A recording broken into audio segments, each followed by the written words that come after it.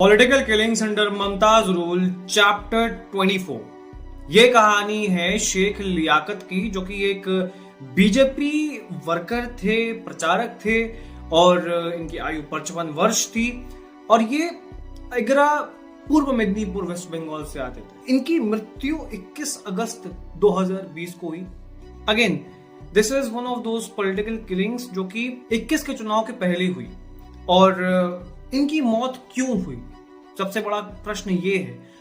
इनकी मौत सिर्फ इसी वजह से हुई क्योंकि वो प्रचार कर रहे थे और वो उस रीजन में, उस एरिया में एक नया बीजेपी का पार्टी ऑफिस बनाना चाह रहे थे। उसके लिए वो एफर्ट्स मार रहे थे, उसके लिए वो प्रयास कर रहे थे। और पूर्व मेदिनीपुर का इतिहास रहा है पॉलिटिकल वायलेंस का, राजनीतिक रंजिशों का, जहां पर पॉलिटिकल राइवल्स जो होते हैं वो एक दूसरे पर हमले कराते हैं। और ये सिर्फ बीजेपी के लीडर्स पर नहीं होता है, कार्यकर्ताओं पर नहीं होता है, ये लेफ्ट पर भी होता है।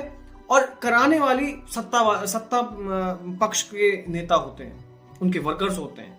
और सत्ता में कौन है? तृणमूल कांग्रेस। तृणमूल कांग्रेस की नेता कौन है, किसके निर्देश पर होता है? ममता बनर्जी। तो ममता बनर्जी के निर्देश पर शेख लियाकत की भी मृत्यु हुई और उन्हें आयरन रॉड से उनको बेरहमी से मारा गया और उनकी हत्या कर दी गई। इसीलिए इस बार आपने देखा होगा वेस्ट बंगाल के मुसलमान भी इस बार बीजेपी के लिए प्रचार कर रहे हैं, क्योंकि खतरा लेजिट है। और खतरा इस बार बांग्लादेश के मुसलमानों से है, जो कि पूरी बंगाली अर्थव्यवस्था पर कब्जा कर रहे हैं, वहां की जॉब्स ले रहे हैं। बंगाली मुसलमानों के लिए भी कोई फेवर नहीं कर रही है ममता बनर्जी, क्योंकि उन्हें पता है कि ये वोटर भी इधर उधर वोट दे सकता है। इनका बधा वोटर कौन है?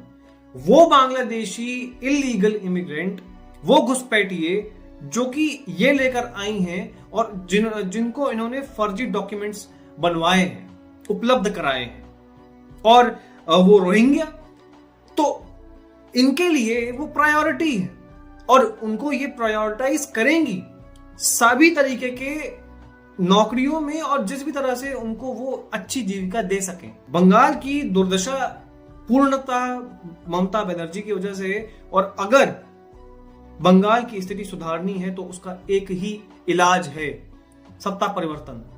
इस लाइलाज बीमारी का एक ही निवारण है, ममता को गद्दी से उखाड़ फेंकना, सत्ता से निकाल फेंकना। That's how you can save Bengal, the culture of Bengal. Simple.